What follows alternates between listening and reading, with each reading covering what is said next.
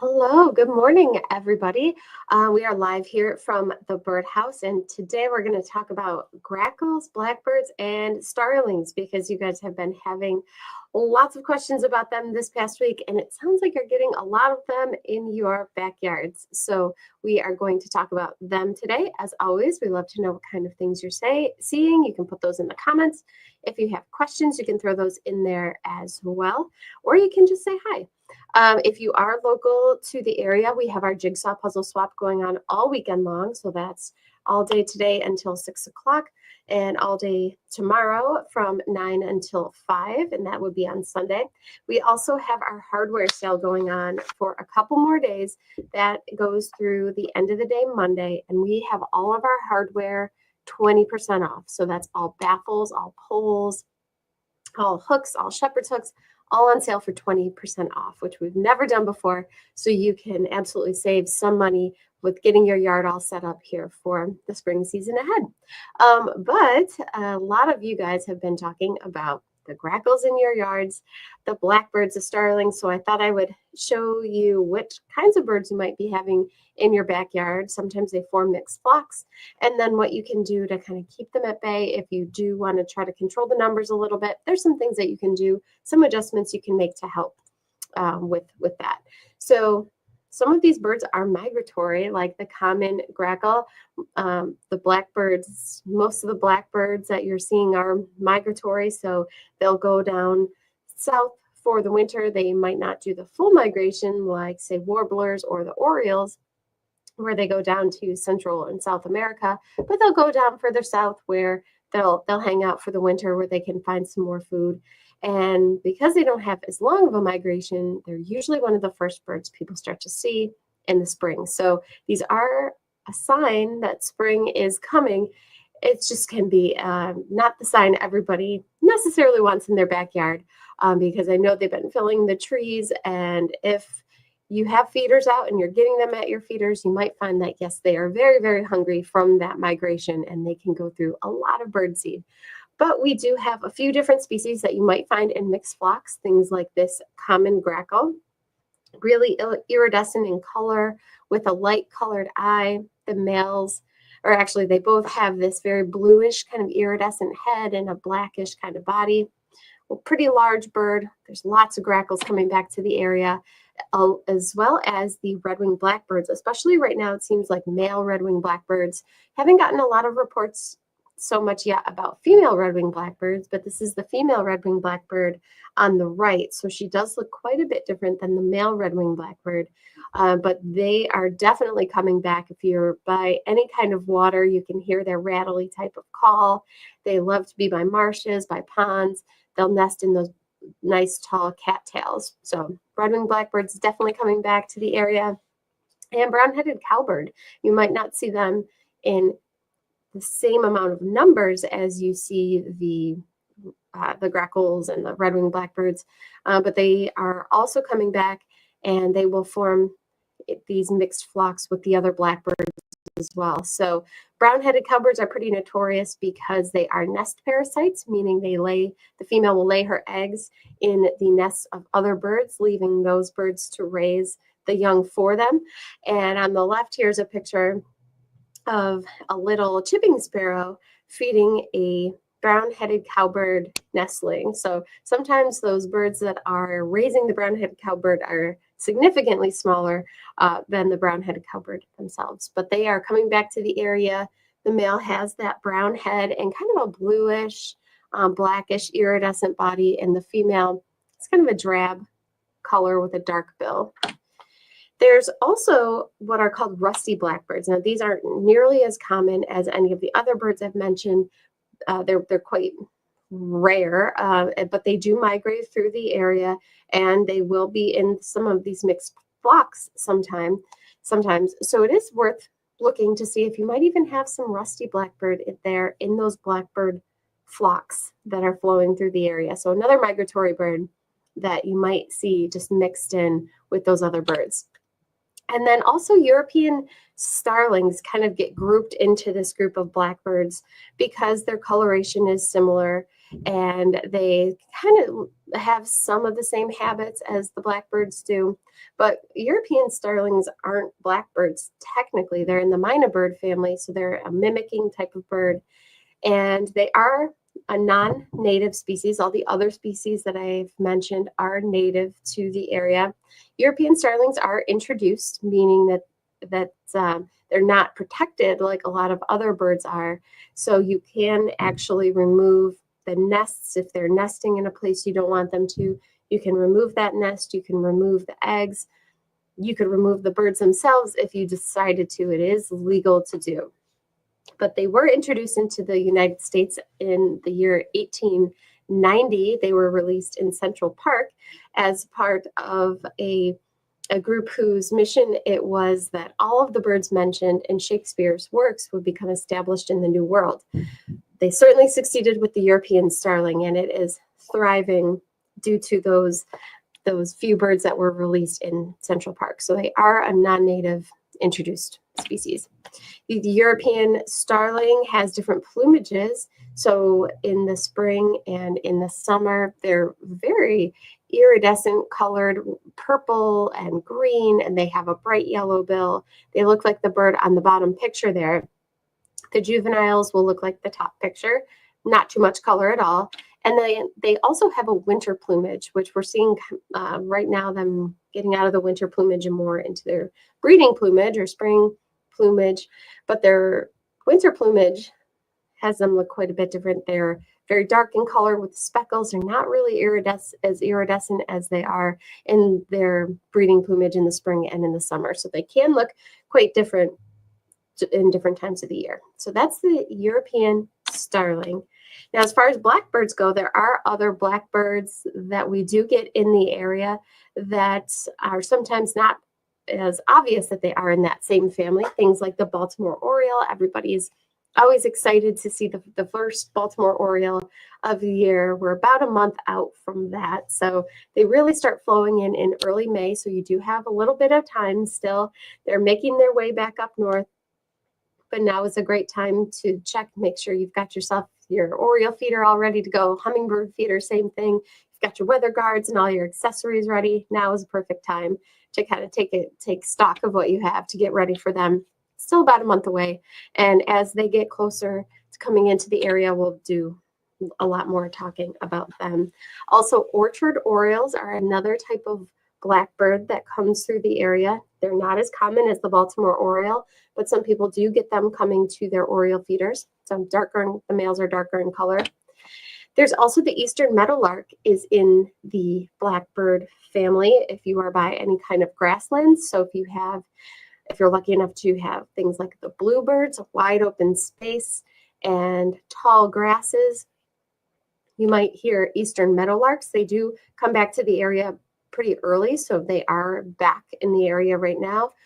Because they're a grassland species, they are quite rare and their population is declining, unfortunately.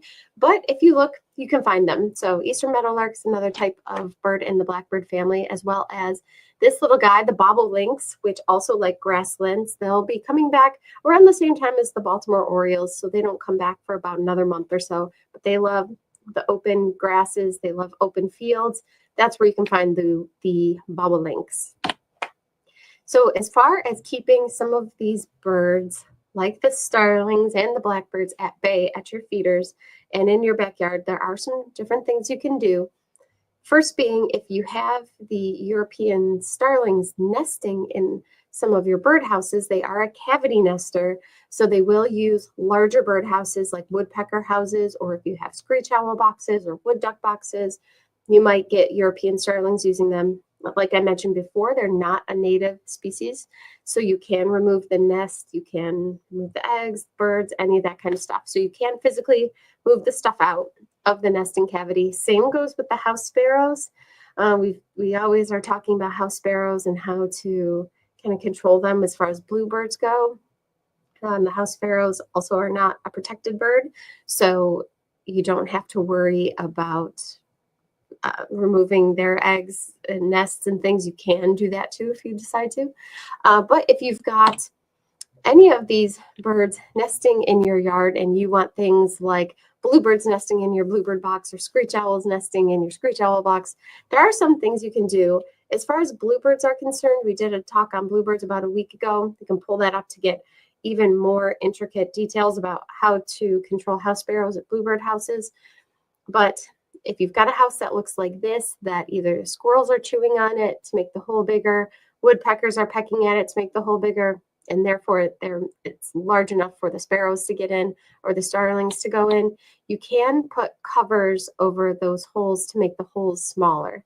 So putting a metal plate or something over that hole to make the hole a very certain size that can't be altered is one way you can do. You can kind of preserve your house to keep the starlings out, especially if you've got a house that the hole is getting really, really large and the starlings are going inside. You can put a cover on it. Basically, the smaller the hole of your birdhouse, the more it limits what can go inside. So if you've got a birdhouse with a hole large enough for something like a screech owl to fit in or a woodpecker, the European starling will be able to fit inside. If you have something that is chickadee sized or wren sized, things like house sparrow can't fit in there, but then neither can any of the other bigger birds. So you do have to kind of play around with it depending on what bird you're looking for. It's very hard to right away get exactly what you are trying to achieve right away first time. It does take a while to play with it sometimes to kind of get whichever bird you want, and it depends on your habitat and all that kind of stuff too. But the only cavity nester out of all of the blackbirds mentioned is that European starling, and they're not technically a blackbird, but they do get grouped in there. So that's the only cavity nester out of that group, and this is what their nest looks like. It's actually quite neat, and they weave a bunch of tall grasses together. They have some fairly large light blue eggs, and so it's not a very messy nest. Some of these birds have really messy nests, but not so much the starlings. But that's how you can kind of keep them out of your boxes, limit that hole size, and if you're not having luck with it, you can either take the houses down or you can plug the hole up for a little bit, hope the bird goes elsewhere and flies away after they can't get back into the house, and then you can open it back up for them to use. But with typical backyard birdhouses, things that are 1.5 inches in diameter for the opening, for the birdhouse opening, those are going to be too small for the European starling. They need something much, much larger. So in general, you probably won't have many issues with European starlings using your birdhouses unless you're trying to get woodpeckers or screech owls. And if you're trying to get screech owls and the starlings are going in there, we've also heard stories of the screech owls kicking out the starlings. So the screech owls are known to evict other birds from their nest boxes. But what most of you guys are probably concerned about are the feeders, because when these birds are migrating in, they're so hungry, they can eat so much seed at once. And there are some things you can do to keep them away from your feeders or to kind of limit how much they're eating. And the first is the seed absolutely matters. If you have a seed blend that has a lot of the little yellow stuff in it, like the millet or the cracked corn, the birds, some of the birds will eat that. Some of them throw it on the ground, but the blackbirds definitely do eat it, especially when they're super hungry coming from their migration. So having a high quality seed can make all the difference. So something like just straight black oil sunflower or peanuts, the birds will eat it. But if you've got some kind of blend that a lot of the birds are throwing on the ground, that just opens up your whole yard for those blackbirds to come in those big flocks and just go all over the yard. One thing you can do is put out safflower seed. And for some reason, the blackbirds and the European starlings really don't like it. So the Grackles don't really like it so much. The red-winged blackbirds don't like it so much. So you might want to consider putting out just safflower seed or changing a couple of your feeders to provide just safflower seed. I wouldn't necessarily mix it with the seed that you're feeding now. because sometimes the birds will just throw, just like they'll throw the millet and cracked corn on the ground. They're known to sometimes just throw the safflower seed on the ground and go for other seeds if they're given that choice. So we do have a lot of customers that this time of the year, while there are so many of these birds migrating in, switch to safflower seed to kind of keep those numbers at bay. And safflower seed is available in loose seed that you can pour right into your feeders. We have it in these logs, which are super popular. And cardinals love the safflower seed. The house finches really like it. So you can still get some pretty neat birds coming to it. Once those rose-breasted grosbeaks start coming, like on the picture on the right there, they absolutely love the safflower. So you can still get some pretty cool birds coming to the safflower seed, but the blackbirds really don't like it. Even the indigo bunting, once they come back, they're known to sometimes eat the safflower seed as well.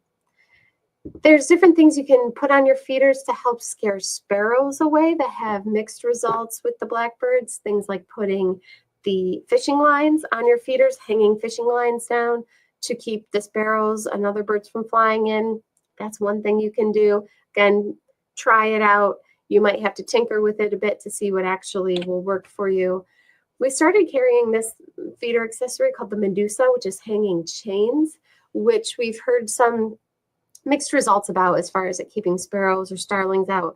So it's a new item for us, and the jury's still out on how well it works, but we'll keep you posted. Especially now is a great time to test it with all these birds coming in. We've got such a mass that we can test it on. So we'll keep you posted on that, but we do carry these accessories as well. And then there's also caged feeders. So feeders with a big cage around them are designed to keep the larger birds out. So grackles can't fit in there, but the smaller birds can, like downy woodpecker or chickadees or finches. They can go right inside the feeder to eat. So keeps out all large birds. It'll keep out blue jays. It'll keep out mourning doves. It'll keep out cardinals, but it'll allow for some of the smaller birds to go right inside and feed. And then there's also feeders with small perches. If you have a tray feeder or a hopper feeder that has lots of perching room on it, that's great for a lot of birds, including the blackbirds. So you might want to consider switching out something with small perches right now while those birds are flocking in, because they really can't land on these feeders with the really, really small perches. So again, this is more suitable for the smaller birds like chickadees and titmice and finches. The Sky Cafe is a feeder that you might be familiar with. This is a large hopper feeder. It holds a lot of seed, but they make an accessory for it, which I have found helps keep the grackles from decimating the feeder. They'll still come to it, but it'll keep them from really, they tend to, at my bird feeders at least, sit on this nice big Sky Cafe feeder, and they throw seeds around, and they can be really, really messy. So we have this accessory. It's called a dove guard, and it's meant to limit doves coming to the feeder, but it also limits some of the other larger birds. Cardinals can still use the feeder. Finches can still use the feeder. I found that the grackles can still wedge themselves in there to feed, but it doesn't give them all that room to just throw things around and kind of go haywire on the bird feeder. So that's an accessory you can add to the Sky Cafe bird feeder if you happen to have one of those. And Niger feeders, they really don't like. So if you want to provide some kind of food for birds, but again, not the blackbirds, Niger feeders, they really don't bother at all. So you can attract the goldfinches, which are just starting to get a little bit gold, it seems, in their feathers. I've heard a couple reports of a little gold feather here, a little gold feather there, but you can always put out the Niger seed. And then there's also upside down feeders, especially for suet.